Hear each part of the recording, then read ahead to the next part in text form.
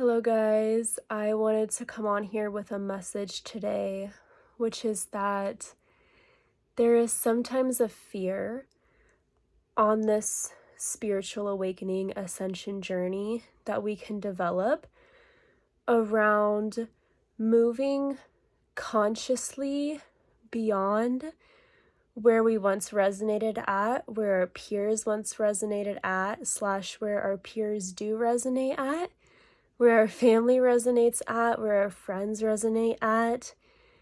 We kind of have this realization that if we let go of what we once knew, of the story we once told, that we are not going to be connected to the rest of the world, that we are going to feel separate, that we are going to be left behind, or that other people are going to think that we're leaving them behind. All of this is distortion in the field that prevents us from moving on, from ascending up, from flying upwards. And this is all to be transmuted. If this is coming up, it's okay. Drop in and find love for the part of you that feels afraid to go beyond your perceived limitations. Find it within your heart to deeply sit with what is there, to sit with the blocks in the field, the fear, the anxiety, whatever it is. That is what moves us through literally everything that comes at us on this journey, is deep presence with self. Because that is what this ascension journey is about, is mastering self. Through mastering self, we are also mastering life. We are allowing the God that is to be more informed about what it is, who it is, what we are. As we grow in consciousness, we then have more conscious soul power to bring forth more love, more harmony, peace, and balance into this universe. So while it may feel lonely to maybe, I'm trying to word this in a way that sounds okay, to ascend, while it may feel lonely to ascend beyond our peers, the thing is, we are the way showers, the leaders that go first in a consciousness jump before other people that we may know, so that we can then be the ones to teach that frequency, to ground in that light, so that we can show others the way shower. That is what the way shower does. The way shower embodies deeper states of conscious awareness, of love. The way shower trusts soul, intuition, guidance, and surrenders to that. And then grounds in more love, grounds in more light, more conscious awareness, to then allow the rest of the world to do the same.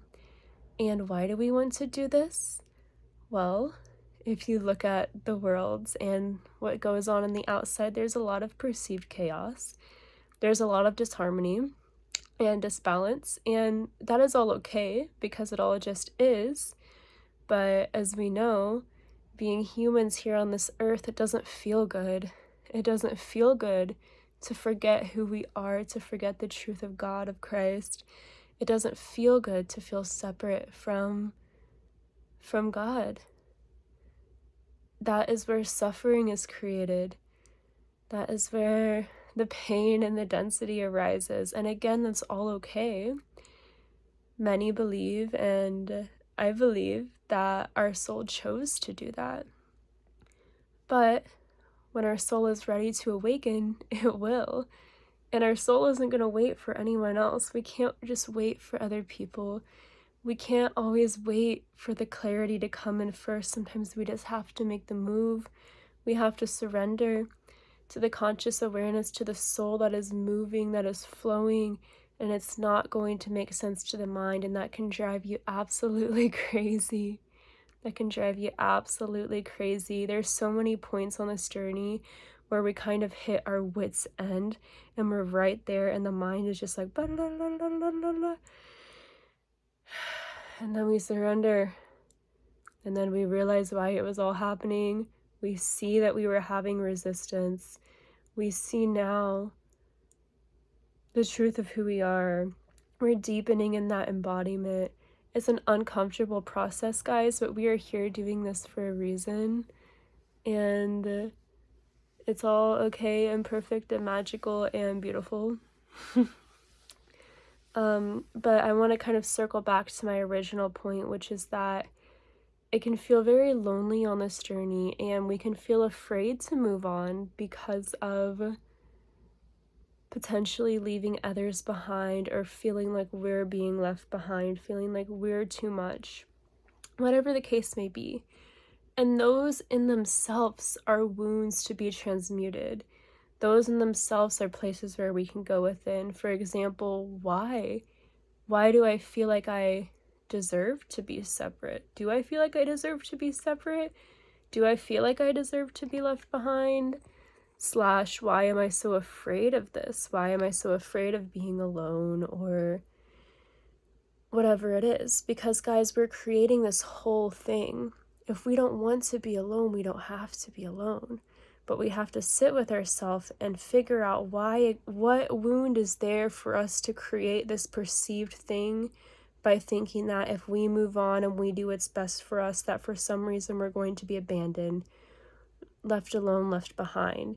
And this may not be the specific unique case for everyone, but kind of see what is. See where are your really unique, like, little areas. Like, we're starting to get really nitpicky here. Where can we really look in and solve the shadow within the shadow within the shadow? Getting very specific. Why? Because we can. And because when we do, we then gain another part of ourself back. We then gain the gift of ourself. We then gain the gift of our presence, so that we can continue to master and walk a path of more unity and love and peace. Oneness. Because it feels great to do so. And as a whole, that is what we're all shifting into. We are all shifting into this harmonious state. It's just some are waking up to it sooner than others. But yeah, that is my message today. I love you guys, and I know that this can be such a challenging journey at times, and it's okay.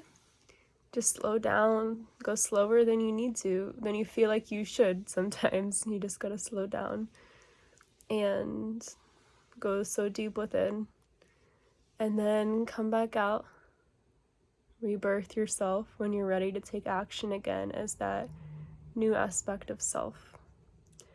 I love you guys, and I hope you have a beautiful and blessed rest of your day. Bye.